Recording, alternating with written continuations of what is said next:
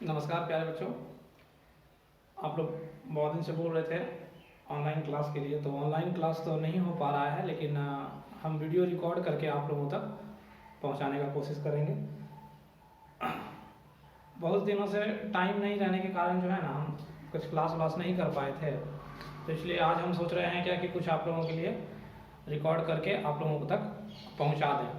ठीक है, तो हम लोग जो अभी तक कॉलेज वगैरह में पढ़े हैं वो तो हम लोग बुक से पढ़ते हैं डिटेल से, लेकिन अभी जैसे कि हमारे पास यहाँ व्यवस्था है नहीं, तो जिस कारण से क्या है ना कि हम लोग कुछ मेन पॉइंट को ही मेन चीज़ को थोड़ा थोड़ा कुछ पढ़ते रहें, ताकि लॉकडाउन में हम लोगों का पढ़ाई पूरी अच्छे तरीके से बंद ना हो जाए। ठीक है ना, तो चलिए हम लोग स्टार्ट करते हैं आज। तो आज हम लोग थोड़ा सा पीछे का कुछ देख लेते हैं हल्का फुल्का, और जो वीडियो बनेगा ना, जो भी क्लास होगा वो छोटा छोटा ही होगा, ज़्यादा बड़ा नहीं होगा, लंबा नहीं होगा। ठीक है ना, इसलिए चलिए आज हम लोग स्टार्ट करते हैं। उससे पहले कि जितने भी आपके साथी लोग हैं उनको सारा ये चीज़ बता दीजिएगा। ठीक है ना, कि जैसे जिनको भी बता दीजिएगा कि ये क्लास आया हुआ है, तो आप कुछ भी जिसको जो पढ़ना है अपना बता दीजिएगा इसके बारे में, वो लोग अपना पढ़ाई करेंगे। ठीक है, चलिए आज हम लोग स्टार्ट करते हैं। थोड़ा सा छोटा सा चीज़, हालांकि ये चीज़ आप लोग नहीं पढ़े थे, अभी आप लोग देख लीजिए। हम लोग आज देखते हैं ओम्स लॉ के बारे में।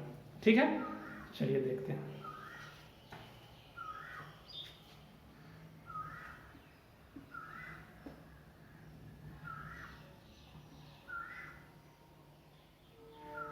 क्योंकि बोर्ड छोटा है तो इसलिए थोड़ा थोड़ा लिखाएगा, ज़्यादा लिखाएगा नहीं। ठीक है ना, थोड़ा ध्यान से देखिएगा, हम मेरी बातों को सिर्फ सुन लीजिएगा, उसके बाद आप लोग वीडियो को पॉज करके आराम से इसको लिख लीजिएगा। ठीक है ना, देखिए आप ओम्स लॉ क्या है ना आप लोग। अच्छा, ओम्स क्या है? ओम्स हम लोग जानते हैं ना, ओम किसका यूनिट है? किसी चीज का यूनिट है। किस चीज का यूनिट है? हमारा रेजिस्टेंस का यूनिट है। रेजिस्टेंस का क्या है? ये यूनिट है ना। यानी कि रेजिस्टेंस को हम लोग किस चीज में नापते हैं? रेजिस्टेंस को हम लोग किस चीज में नापते हैं? ओम्स में। और इसका हमारे पास जो सिंबल होता है वो कैसा होता है? ये ऐसा होता है ना। ये चीज हम लोग जान चुके हैं, पहले जानते हैं। ठीक है, अब देखना है कि ये ओम्स लॉ क्या कहता है, ओम्स लॉ का क्या फंडा है ना। ये ओम्स नाम के एक वैज्ञानिक थे जिन्होंने अपने नाम पर ही ये लॉ रखा है, और वो अपने नाम पर ही वो रेजिस्टेंस का क्या रखे हैं? यूनिट रखे हैं। ये सब चीज तो हम लोग जानते हैं। ठीक है ना, अब चलिए देखते हैं ओम्स लॉ क्या कहता है। तो ओम्स लॉ हमको कहता है ना कि किसी भी एक सर्किट में, किसी भी एक क्लोज सर्किट में, क्लोज सर्किट मतलब देखिए जैसे ये एक हमारे पास सर्किट हो गया,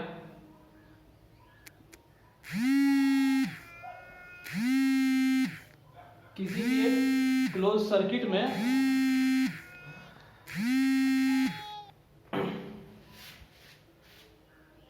किसी भी एक क्लोज सर्किट में ये हमारे पास क्या है? रेजिस्टेंस है। ठीक है ना, ये हमारे पास वोल्टेज स्रोत है, ये पॉजिटिव हो गया, ये नेगेटिव हो गया, और करंट हमारे पास इधर से जा रहा है। ठीक है ना, ये हमारे पास करंट है। तो कहता है कि ये जो सर्किट है हमारे पास, ये हमारे पास एक क्लोज सर्किट है। ठीक है, इस सर्किट में जो वोल्टेज हम लोग दे रहे हैं, वोल्टेज स्रोत जो भी यहाँ से वोल्टेज हमारे पास मिल रहा है, ठीक है, और उसके बाद जो इसमें करंट बहती है ना, तो ये क्या है? वोल्टेज जो है डायरेक्टली प्रोपोर्शनल है किसके? आई के। सबसे पहला बात ये है हमारे पास। ठीक है, वोल्टेज जो है डायरेक्टली प्रोपोर्शनल किसके है? आई के है। उसके बाद अगर वोल्टेज डायरेक्टली प्रोपोर्शनल आई का है तो हमारे पास आई भी डायरेक्टली प्रोपोर्शनल हो गया वोल्टेज का। ठीक है ना, ये दोनों बात अच्छे से इसको नोट कर लीजिएगा, 1 नंबर, ये 2 नंबर नोट कर लीजिएगा। ठीक है ना, उसके बाद क्या कहता है कि अगर ये जो रेजिस्टेंस हमारे पास है, इसमें जो रेजिस्टेंस है ना वो क्या होगा? इनवर्सली प्रोपोर्शनल होगा करंट का। किसका होगा? इनवर्सली प्रोपोर्शनल करंट का। यानी कि अगर हम करंट को बढ़ा दें तो रेजिस्टेंस हमारा क्या हो जाएगा? घट जाएगा। ठीक है ना, जो जो हम लिख रहे हैं उसको अच्छे से नोट कर लीजिएगा, क्योंकि ज्यादा हम लिख नहीं पाएंगे, क्योंकि हमारे पास उतना व्यवस्था है नहीं। तो हम मेन पॉइंट लिख दे रहे हैं, और जो बोल रहे हैं उसको आप सुन करके अपने लैंग्वेज में लिख लीजिएगा। ठीक है ना, तो ये हमारे पास क्या है? आई को अगर हम बढ़ा दें तो हमारे पास रेजिस्टेंस क्या हो जाएगा? वो घट जाएगा। किसका रेजिस्टेंस घट जाएगा? ये जो हमारे पास रेजिस्टेंस लगा हुआ है ना। और जैसे ही मान लिया जाए रेजिस्टेंस घट गया, इसका मतलब क्या हो जाएगा, रेजिस्टेंस घट जाने का मतलब क्या हो गया, हमारे पास करंट बढ़ जाएगा, है ना। ठीक है, कोई बात नहीं है। तो यही चीज कहता है ओम्स लॉ। ओम्स लॉ का कहने का मतलब है कि किसी भी, लिख लीजिएगा, ठीक है, किसी भी एक बंद सर्किट में बहने वाली धारा वो वोल्टेज के समानुपाती होती है, जबकि रेजिस्टेंस के विलोमानुपाती होती है। यानी कि डायरेक्टली प्रोपोर्शनल किसका हो गया,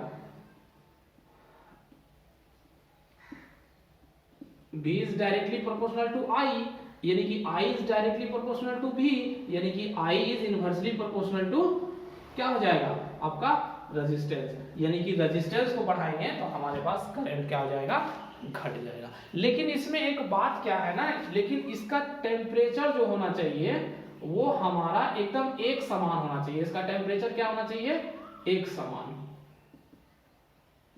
ठीक है, इसका टेम्परेचर हमेशा एक समान होना चाहिए। सबसे बड़ी बात ये है, अगर मान लिया जाए इस ये रेजिस्टेंस हमारे पास यहाँ लगा हुआ है, लेकिन इसका टेम्परेचर को अगर हम बढ़ा रहे हैं, घटा रहे हैं, तो फिर हमारे पास क्या हो जाएगा, इसके रेजिस्टेंस पर भी प्रभाव पड़ जाएगा, ठीक है। क्योंकि हम लोग जानते हैं कि एक कंडक्टर का अगर रेजिस्टेंस को हम बढ़ा दें, सॉरी, एक कंडक्टर के अगर टेम्परेचर को बढ़ा दें तो उसका रेजिस्टेंस भी क्या हो जाएगा, उसका रेजिस्टेंस हमारे पास बढ़ जाएगा, है ना। तो इसलिए हमारे पास क्या हो जाना चाहिए कि अगर कोई भी एक सर्किट है उसमें वोल्टेज डायरेक्टली प्रोपोर्शनल है करंट का, करंट डायरेक्टली प्रोपोर्शनल है वोल्टेज का, और इनवर्सली प्रोपोर्शनल है रेजिस्टेंस का। लेकिन ये चीज कब लागू होगा, जब हमारे पास टेम्परेचर एक समान होगा, ठीक है, कोई दिक्कत नहीं है। यही चीज हमारे पास ओम्स लॉ है, ये हम अपने लैंग्वेज में आपको बताएं। बुक में तो बहुत सारा लिखा हुआ मिलता है, लेकिन हमको बुक से क्या मतलब है, हमको, मेरा मतलब है कि सिर्फ आप अपने आप को समझने में सक्षम हो जाएं, ठीक है ना, आप अच्छे से समझ लीजिए। तो अब इस हिसाब से मान लिया जाए, इस पर एक इक्वेशन आता है, इक्वेशन वगैरह जो बनता है, तो इसको हम एक बहुत ट्रायंगल से भी समझते हैं, और बहुत हम लोग किसी भी तरीका से समझना है इसे, है ना। बहुत लोग क्या करेंगे कि एक ट्रायंगल बना देंगे, और ये हो गया V, ये हो गया I, ये हो गया R, ठीक है। बहुत जगह आप देखेंगे कि ये है ऐसे करके सर्किल बना हुआ है, उसमें लिखा हुआ है V, ये लिखा हुआ है I, ये लिखा हुआ है R। इसका मतलब क्या है, इसका मतलब कुछ है नहीं, दोनों मतलब सेम ही है। मतलब क्या है कि अगर हमको V निकालना है तो इस दोनों को क्या कर देंगे, मल्टीप्लाई कर देंगे, I R, क्लियर, ठीक है। और अगर मान लीजिए I निकालना है तो I बराबर हमारे पास क्या हो जाएगा, V by R, V by R। और दूसरे में अगर R निकालना है हमको, तो R बराबर क्या हो जाएगा, V by I, V by I। ये सारा हम लोगों के पास फॉर्मूला है, ठीक है। और ओम्स लॉ में एक और क्या आता है, V is equal to I R, है ना। यही चीज है जो अभी हम यहाँ पर बताएं, V is equal to I R, है ना। देख रहे हैं ट्रायंगल में, उसी चीज से, मतलब ये जो लिखे हैं उसको हम लोग ऐसे ट्रायंगल से दर्शा सकते हैं, ठीक है। तो V is equal to I R, I बराबर क्या हो जाएगा, V बाय R, और अगर R निकालना रहेगा तो V बाय I हो जाएगा, ठीक है, कोई दिक्कत नहीं है। तो इतना सा ही ओम्स लॉ है। फिर से एक बार देखिए, ओम्स लॉ क्या कहता है कि एक सर्किट में अगर हम वोल्टेज, जो भी वोल्टेज दे रहे हैं, तो वो डायरेक्टली प्रोपोर्शनल हो जाएगा किसका, करंट का, और करंट भी डायरेक्टली प्रोपोर्शनल क्या हो जाएगा, वोल्टेज का, जबकि इनवर्सली प्रोपोर्शनल हो जाएगा रेजिस्टेंस का। यानी कि रेजिस्टेंस अगर बढ़ जा रहा है हमारे पास तो करंट क्या हो जाएगा, वो कम जाएगा, ठीक है, कोई दिक्कत नहीं है। चलिए अब इस पर क्या करते हैं, एक क्वेश्चन हम लोग देख लेते हैं, ठीक है ना, उससे हमारा ये और क्लियर हो जाएगा। ऐसे ही थोड़ा थोड़ा ये हम बताएंगे, ज्यादा तो बता नहीं पाएंगे, लेकिन कोई एक टॉपिक को छोटा छोटा करके हम लोग थोड़ा थोड़ा देख लेंगे, ताकि आप लोग का अपना रिवीजन होते रहे, ठीक है ना। चलिए ध्यान दीजिए, एक क्वेश्चन देखिएगा, अगर बनता है कि नहीं तो बनाइए, नहीं तो फिर हमें देखिए।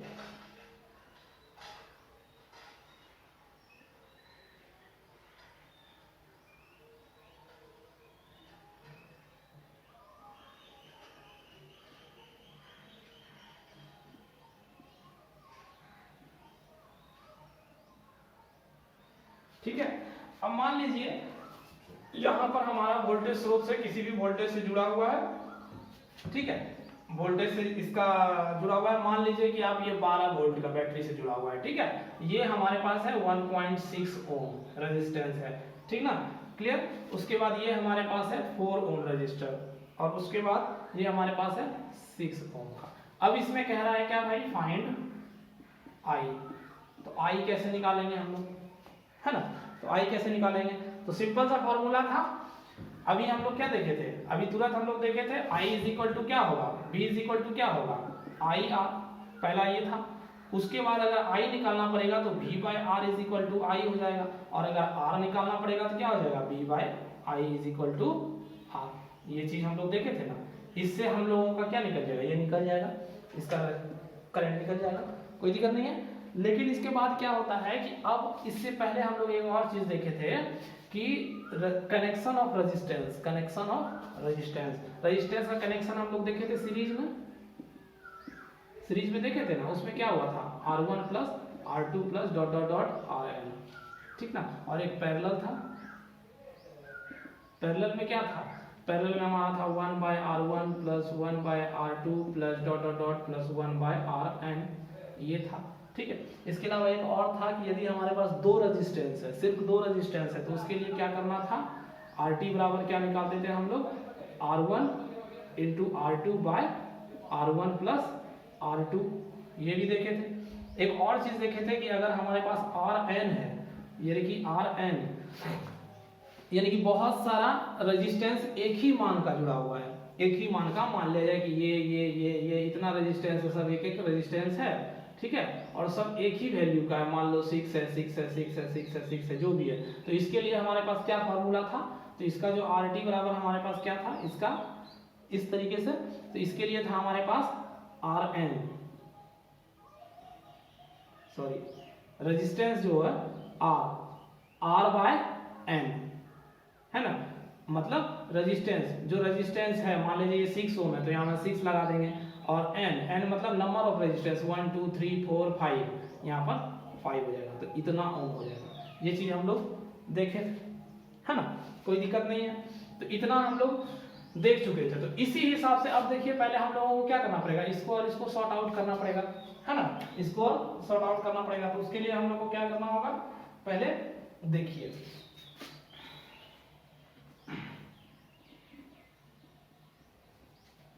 क्या है, देखो तो पहले हम लोग पीछे से आएंगे, ये सब चीज तो जानकारी था ही, है ना।